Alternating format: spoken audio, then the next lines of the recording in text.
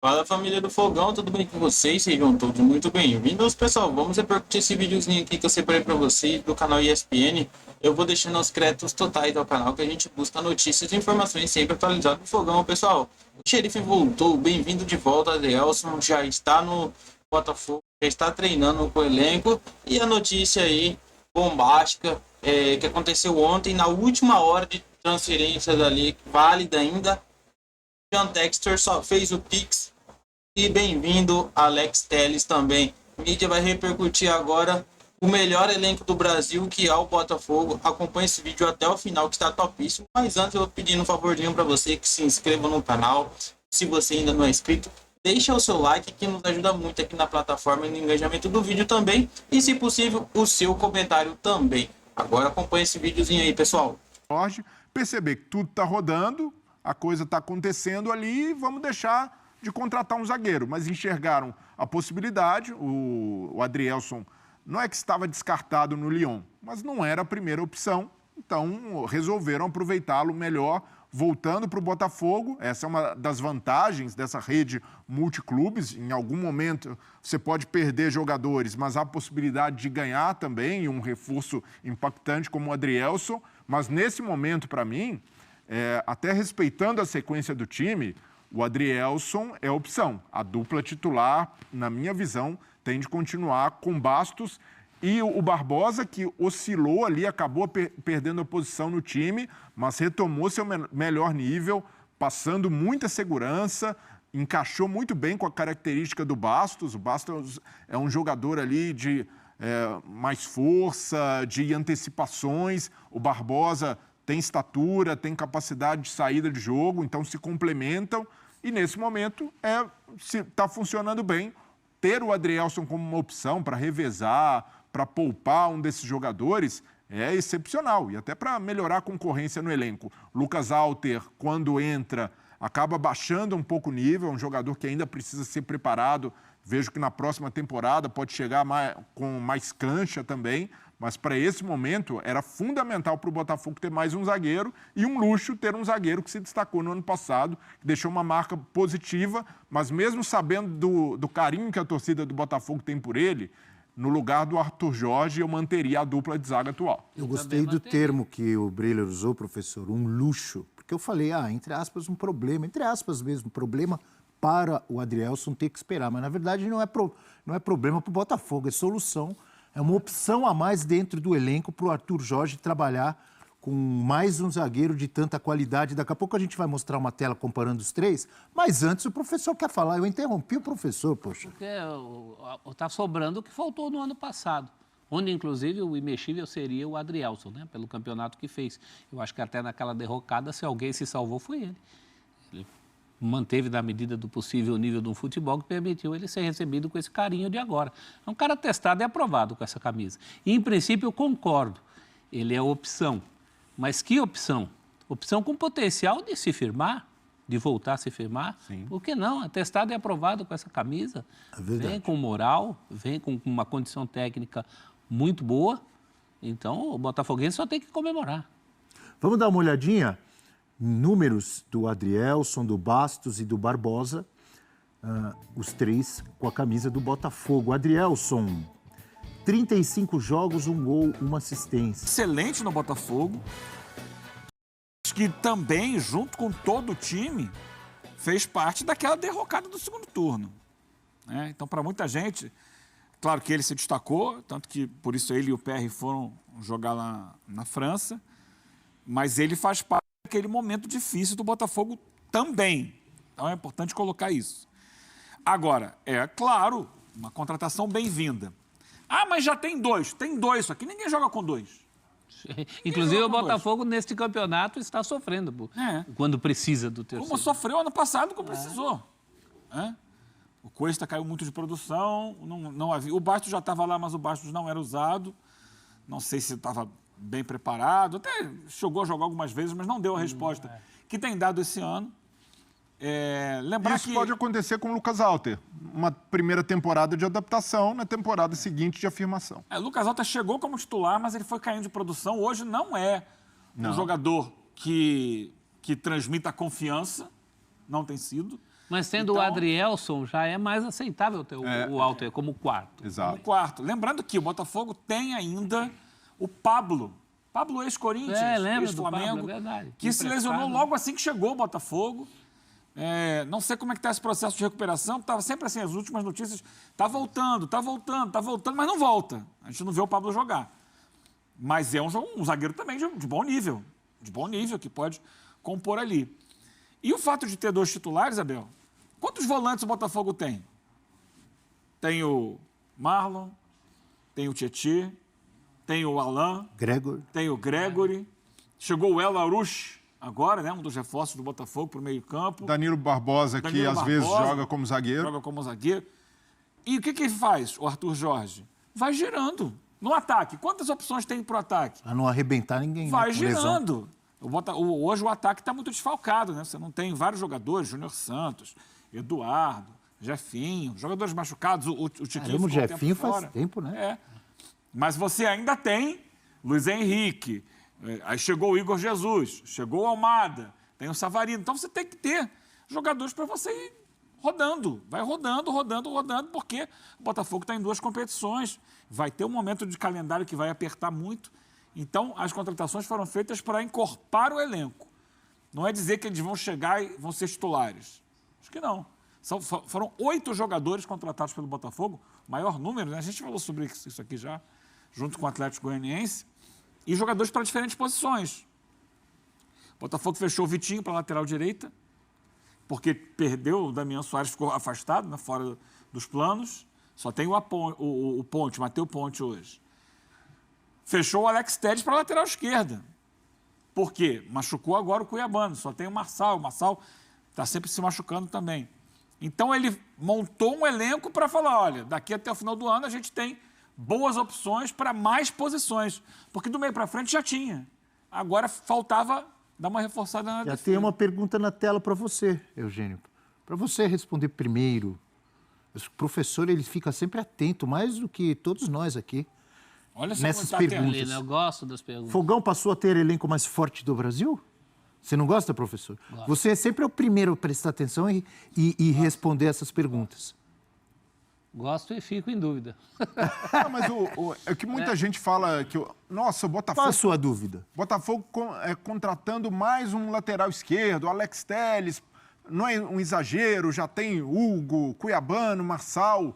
Mas um clube que entende a dificuldade de disputar um campeonato brasileiro e conciliar com outra competição, como o Botafogo ainda tem a Libertadores, sabe que é necessário. Mesmo que, às vezes, alguns jogadores fiquem subaproveitados, acabem não sendo relacionados, é um preço que o Botafogo não pode pagar novamente por subestimar a dificuldade de uma temporada no futebol brasileiro. E se quiser lutar por título, esse patamar em que o Botafogo se colocou hoje, precisa ter ali 2, 3 jogadores por posição, eventualmente 4. Então... Falou tudo, ó. Desculpa te interromper, mas você falou que eu já estava pensando para ajudar o professor que disse, ficou em dúvida, saindo fumaça da cabeça do professor. Você repetiu, Breler, algo que o técnico do Palmeiras, um dos melhores elencos, a gente pode colocar aqui, Palmeiras, Botafogo, Flamengo, para a gente analisar e pensar quem tem o melhor elenco. Né? Não sei se o Galo entraria nessa, talvez não agora. Nesse momento, o Abel Ferreira sempre fala, eu quero ter, e converso com a Leila, com a nossa diretoria, eu quero ter 2 jogadores confiáveis, né? iguais, de mesma qualidade, para cada posição. Botafogo está nessa? Botafogo está nessa, se colocou nessa posição.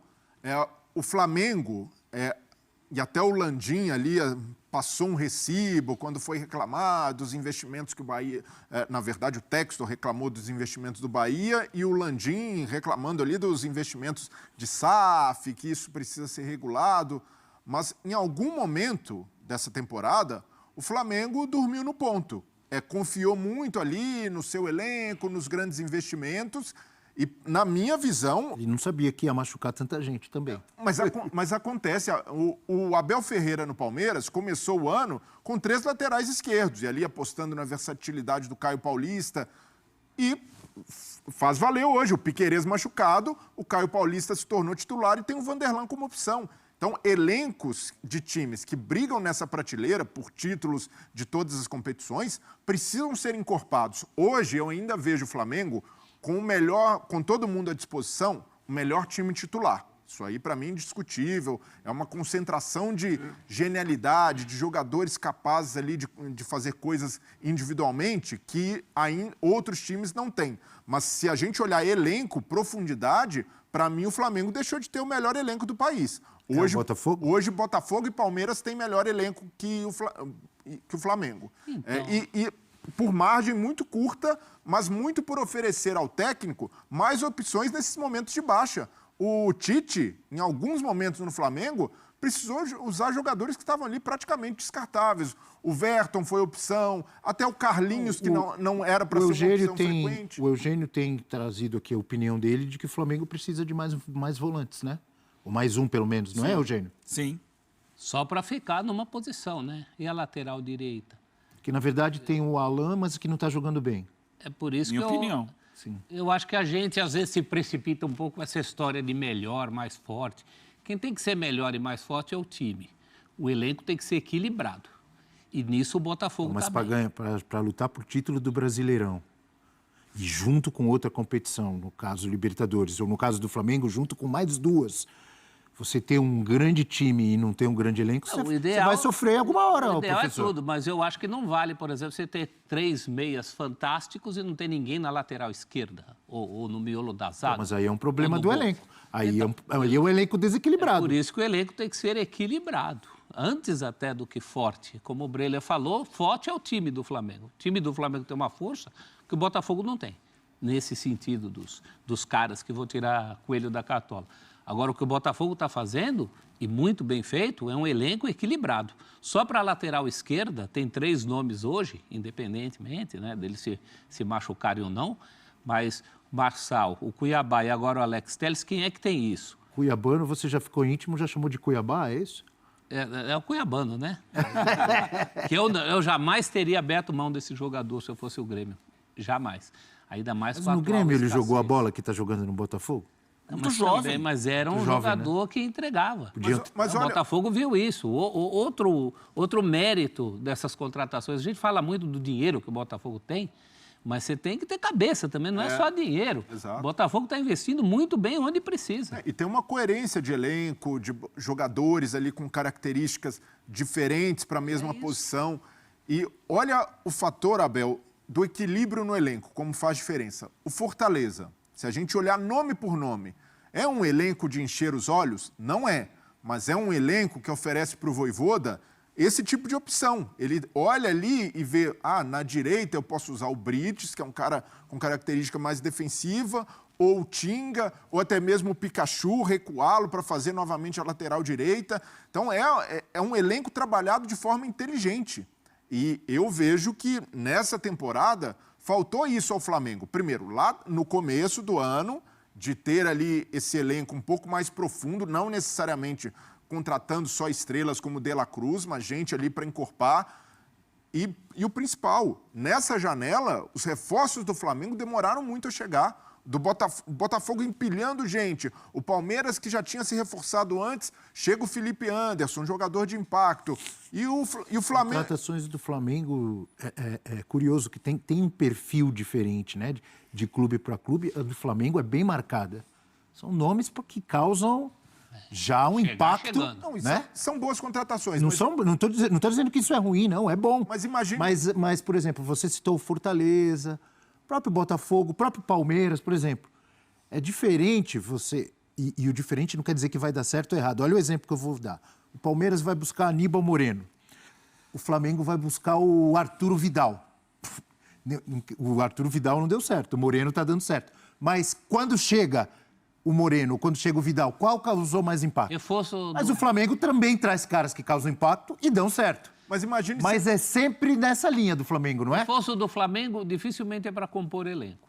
Você falar assim, está chegando para compor. Eu acho que a exceção do Carlinhos, né, nenhum deles você pensa só em compor elenco. Você pensa em caras que eventualmente venham a ser titulares. E o Botafogo ainda tem mais um mérito. O Botafogo passou por muitos problemas, perdeu jogadores fundamentais por contusão, por muito tempo, e está conseguindo Em todas aí. O caso Júnior Santos, por exemplo. Júnior Santos, às vésperas de uma disputa de Libertadores, você perder um jogador como esse, é para entrar em profunda depressão. O Botafogo não fez isso. Não quando você tem Luiz Henrique, Savarino e companhia. Então, quando você traz... E entra o Igor Jesus, Igor que era pouco Jesus. conhecido no Brasil, e dá o resultado que ele tem dado. Não, o Gregory. Tem o Matheus Barbosa. Martins também, né? Então, não, mas o Botafogo conseguiu essa mescla também de investimentos pesados, onde ali precisava qualificar, subir o sarrafo e, ao mesmo tempo, inteligência de mercado para entender. Olha, tem o Barbosa, que é um jogador que entrega no cenário sul-americano e tem projeção. Tem um jogador como o Bastos, que foi um grande acerto, mas que não vingou na temporada passada, levou um tempo para adaptar. O Gregory, que para mim é o outro achado, um jogador que se encaixou muito bem no time. Então, isso é formar elenco. Teve uma contratação do Botafogo que foi perfil Flamengo. Qual foi? Não, Almada. Luiz Almada. O Almada é perfil Flamengo. Luiz Henrique. Eugênio matou. O Flamengo... Luiz Henrique também, claro. O Flamengo queria Luiz o Henrique Luiz é mais Henrique. caro da Então, história, não é? Do mas- futebol brasileiro. Mas um clube como o Botafogo precisa pensar nessas Botafogo pontas. mescla, né? Mas esse é o cenário Mescla ideal. bem. Esse é o cenário ideal. O Flamengo, a minha crítica é que em algum momento o Flamengo sabia, e com muita antecedência, que essa temporada seria sacrificante, que iria ter um risco alto de lesões, de desgaste, porque sabia que tinha Copa América e o calendário não ia parar. Só que o Flamengo passou bem nesse período. O Flamengo resistiu ali com o time desfalcado. Porque já tinha um bom elenco. Não, Por isso que ele resistiu. Não, Concorda? é um bom elenco, mas entregou até acima das expectativas. Tem que recorrer muito à base, né? Recorreu à base. Mas no cenário ideal, o Flamengo Só deveria um ter momento. tido um elenco A mais base profundo. faz parte do elenco.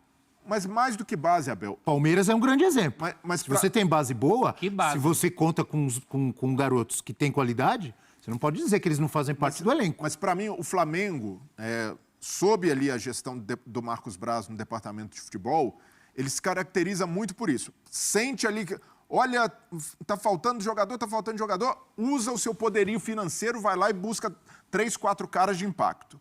Em alguns momentos, falta essa inteligência de mercado de conseguir achados que não são super caros, que não vão inchar a folha salarial, mas serão cirúrgicos na composição do elenco. Como é o caso de Fortaleza, de Palmeiras, do Botafogo. Então, no Flamengo, esse tipo de movimentação é mais rara. E, para mim, é muito ali de um departamento de futebol que se acostumou a ficar refém, em muitos momentos, desse tipo de contratação. Olha, trouxe o Alcaraz agora, todos os problemas resolvidos? Não necessariamente. Ainda tem mais coisas a sanar. Não é porque você tem grana que você não pode fazer uma boa feira, né? Uma feira racional. Como o Botafogo é o cara rico que faz aquela feira racional, vai nos melhores horários, De vez em quando vai naquele supermercado de grife também, Não é? mas de vez em quando vai na feira. Os 8 contratados pelo Botafogo, ele só comprou, né, teve que pagar a transferência de 3. O Almada, o Matheus Martins e o Vitinho agora, lateral direito. Todos os outros são jogadores que estavam livres no mercado. Ó, que ele não teve que pagar o clube para tirar. Entendeu? Ou que já faziam parte, como o Adrielson, do grupo Botafogo, né? Do grupo Eagle, que é o grupo do... O próprio Alex Telles, que é o último, né? O Alex Telles E ontem, com a gente ele, né? estava comentando aqui ontem, né? Rescindiu o contrato lá com o Al Nassr. Aí já, tem um lateral esquerdo aí. Pimba! Horas depois ele já estava no Botafogo. É um mercado muito inteligente do Botafogo, inclusive em relação a timing de contratação. Esse caso do Alex Telles é clássico, né? Não sei se tem, mas dá a impressão, veio isso na minha cabeça agora, que eles têm algo num computador assim que pisca. Ah, o jogador tal acaba de... scout. Departamento de scout que trabalha 24 horas por dia, sabe? É isso, mas tem que ser. Mas no ano passado, o Botafogo pecou justamente por isso. O ano passado acaba sendo acidental na trajetória do Botafogo, porque pelos planos do Textor, o Botafogo começaria a brigar por títulos nesse ano, em 2024, não em 2023. Então, e como o Botafogo chegou, o trabalho do Luiz Castro encaixou, o Botafogo se assustou com aquilo e teve uma dificuldade de reação, de ir ao mercado como está indo nessa janela, de ter essa ambição que o Textor está demonstrando agora. Então, por tudo isso, é esperado que com os aprendizados do ano passado, o Botafogo, de certa forma, passe a se enxergar como um grande competidor no futebol brasileiro. E a partir disso, vai incomodar mais gente, vai obrigar outros times a serem cada vez mais cirúrgicos no mercado, porque chegou um time com capacidade de scout, de detectar bons valores e, ao mesmo tempo, com capacidade com muita de investimento. grana, né? Então, o Flamengo, por exemplo, nesse caso, em vez de reclamar, de questionar os investimentos do Textor, precisa trabalhar internamente para melhorar o sistema de captação, para não ficar só em contratações como De La Cruz, que são necessárias, são importantes, mas no caso do Flamengo, por muito tempo ele conseguiu dominar, não dominar, mas ter o melhor elenco da América do Sul por causa dos investimentos. E o clube que faz mais investimentos tende a ter mais sucesso. Essa do Flamengo... Só que com uma concorrência maior, com investimento e, ao mesmo tempo, inteligência de mercado, passa-se a exigir outras coisas. Mandar uma corneta aqui, essa do Flamengo, rubro-negros vão ficar bravos, mas é a verdade, para mim é a verdade. Enquanto o Flamengo...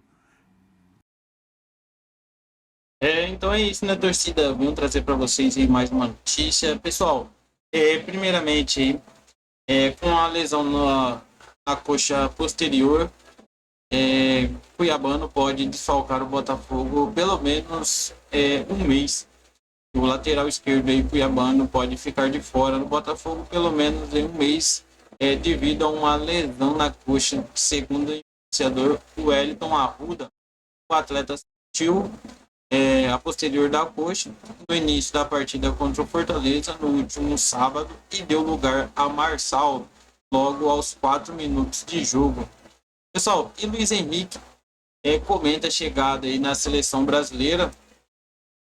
Estou muito feliz e muito grato.